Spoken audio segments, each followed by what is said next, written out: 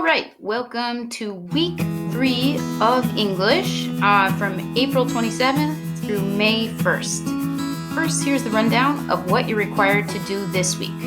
First, you should watch this screencast, which you're doing right now, Good Ups, and then you should complete a brainstorm. During the screencast, you'll need to pause to quick write and perhaps to take notes on the lesson that is contained in this video. After you've watched the video and done that brainstorm, you should complete the reading on your own, and you should complete some organizing before you really start writing. And then finally, in your third sitting, so I recommend you do the screencast Monday. You do the listening and reading and organizing either on Monday or by Wednesday at the latest. And then you get to the part where you really start writing your blog post, and then you will do the Google form when you're finished. It's a different Google form than previous weeks, so do make sure that you click the link that I have placed in the slideshow. I'll also put it in the YouTube video itself. All right, moving on. That's where the teaching video is going to go once I finish recording this. Here is your quick write for the week. Choose one of the following prompts and write for 5 to 7 minutes. Now, before I tell you to pause, why are you doing this? One, just to get some ideas going, and because the more we write, the better we get at it, just from the practice of it. It's developing fluency. But in this week specifically, these quick writes are always meant to help you to accomplish your blog post successfully. So choose one of these from down below. Now you're going to hit pause.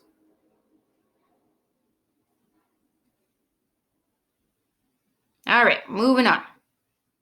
So our writing skills workshop for the week is how to write a This I Believe post. That's what we're going to be having over the next slides. It's not as much teaching as the previous ones because I want the video to be shorter so you can spend more time reading and then coming up with your own ideas. So the first step to write a This I Believe is to tell a story, a true story from your life. So you need to be specific. You need to take from events that have shaped your core values. You need to tell things you know that no one else does. What I mean by that is you don't want to tell a story that people already know or a story that's already been written. It's a story from your life, from your unique perspective, which again, that's why I'm emphasizing it needs to be real. You can't make it up. There's a time and place for that, and that's great if you're interested in writing fiction, but this is a real story from your lived experience. And then, of course, make sure the story acts as supporting evidence of your belief or philosophy. Meaning, like if you say, I believe that everything happens for a reason, and then your story doesn't illustrate that, then that wouldn't work, right? Okay, so the first thing you're going to do is tell a story. The second part of your This I Believe is to name your belief very specifically. So, and if you can't say it in a sentence or two, like in a very concise, clear way, then you need to work on that a little bit more. And then not a list. So don't say, I believe in this, and I believe in that, and I believe in happiness, and I believe in love, and I believe in love at first sight. Just one thing, okay? It's not very long. Here are some examples. And these are examples that are from the readings from previous weeks. So this one from Alexandra Schumann, that is from our week 1 readings. And so I went through, I reread This I Believes, and I pulled out that statement. It usually happens about halfway through the writing. It's not at the beginning, right? Because number 1, you tell a story, and then you name your belief, okay? So Josh Rittenberg, who wrote one of the This I Believes in the week 2 reading, says, I believe tomorrow will be better than today. Then he kind of expands on that. Brighton Early, cool name. She was one of the readings from week 1. I believe that being flexible keeps me going. And then that other one, happiness is a journey. She said something else, but I just skipped it because it wasn't really relevant. But I believe people are blinded from what truly makes one happy, right? Okay, so these are things that they believe, and it says it very clearly. I believe that Tomorrow will be better than today. Being flexible keeps me going. Happiness is a journey. Okay.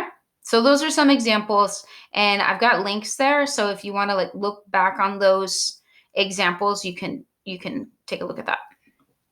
All right. And then the final step or tip for you is to be positive and personal. So by positive, I don't mean like, oh, your story has to be happy. Don't talk about sad things. That's not necessarily true. But what I mean is use positive language. Like, I believe that, da, da, da, da, da. Don't say, I don't believe in happiness. So you're going to say what you do believe in. In this case, you're going to speak all in first person. In an analytical essay, you would try to stay in third person. In this case, you say, I believe. And you want to make sure in first person language that this is all about your personal experience and that you don't get preachy. By that, I mean, you're not going to say, I believe that you should be nice to people. Okay. Because that sounds bossy and kind of preachy. I believe that you should be nice to others. You're going to say, like, I believe that being kind is important. Okay, something like that. And then write with your own style. You could use slang if you're telling a story with your family and the events happened when you were speaking Spanish. You can use a little bit of Spanish. Just make sure you kind of follow that convention of then like translating it back. For readers who maybe aren't fluent in Spanish, do still check for grammar errors. Okay, so slang is acceptable. Grammar errors are not. That's not a part of style. That would be just a lack of proofreading. Okay, so now this is a part in the video where my suggestion is that you pause it again and then you go to the brainstorm paper. So like open up the link for this Q4 slideshow and do the brainstorm. That's my suggestion. You can take it or leave it, or you can just let me keep reviewing things and continue with this overview. And then as soon as you finish this video, go ahead and do that brainstorm. All right, and that's what it looks like. It's a 2-page handout, and it looks like this. All right, so and I labeled it as clearly as possible. Brainstorm, do this Monday. The second page, organize, do this Tuesday or Wednesday. The reason I want you to space this out is because generating new ideas and clarifying your ideas and trying to remember things that have been important to you takes time, and it takes multiple sittings. So if you wait until Thursday to do this, you're probably going to feel stressed. And I don't want you to feel stressed because the world is already kind of scary right now. So, and you honestly, quite likely will end up turning it in late. So start on Monday, start thinking about these things so you give yourself plenty of time. So this is the brainstorm sheet that you're going to do. It's linked on this slide, which is slide 35, and it's also linked on the very first slide. And you'll also receive this in a message in Jupyter from Miss Ludan. All right. Now, here is your reading for the week. You can see this is on slide 36 in the slideshow.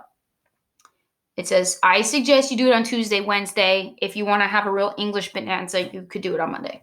The first thing that everyone is going to read is the original invitation for this, I believe. And this is going to give you a little bit more information just about like what the purpose is of this writing and kind of like what they're looking for. Okay, it's pretty much saying the things that I said in those 3 slides, but elaborating on it more. So I really want you to read this. It's important, and to be honest, it's not very long. Okay, so you have that there. I put footnotes so that if there are words that I think you might not be familiar with, there's definitions. And then the second part of your reading is you're going to choose one from these 3 readings that I have linked below. All right, this one is the shortest, the simplest. This one is the longest, but to me the most interesting. And then this one is kind of in between. It's an essay called Superman and Me. It's by Sherman Alexie. He's the same author as Why Chicken Means So Much to Me. So if you liked his style, if you liked his voice, you can go with that one. These are all 3 personal narratives. If you're wondering, like, why am I having to read that instead of just starting on this, I believe because we learn how to write by reading good writing. right? That's the only way. There's two ways. Two ways you learn how to write. You learn to write by doing writing, and I learned to write by reading good writing. So this is going to give you good examples of just people telling a good story from their lives. And you can see they're all linked there. For example, with this one, because this one's long, this one's probably the most complex. I actually printed it out myself. I annotated it. And so the copy that you have here has my annotations and notes. I hope you find that helpful. Let me know if you want more help with that. Okay. And then finally, just a couple more specifics on that writing. Start Wednesday at the latest. You're going to write and publish your own This I Believe as a blog post. It should be at least 400 words and no more than 600. You could make this super long. I don't want you to. The point is that it's kind of short and sweet, but long enough to have details that matter and that stick in people's memory. So you're going to make a clear statement about something you believe to be very important, and you're going to tell one clear, detailed, personal story from your life. Not personal. It doesn't have to be personal like you're sharing things you don't want to share. Personal as in like it's a story from your life. All right. And then again, I put the brainstorm sheet. Do this before you start writing. Please follow the process. Writing is a process. All these authors that we've read so far throughout the year and the people who wrote these things, they used the process. They didn't just sit down one day and end up with a book. So if good writers, if professional writers follow a process of brainstorming, organizing, writing, and revising, then that's what we're going to do too. All right. So just to again review the expectations for a blog post.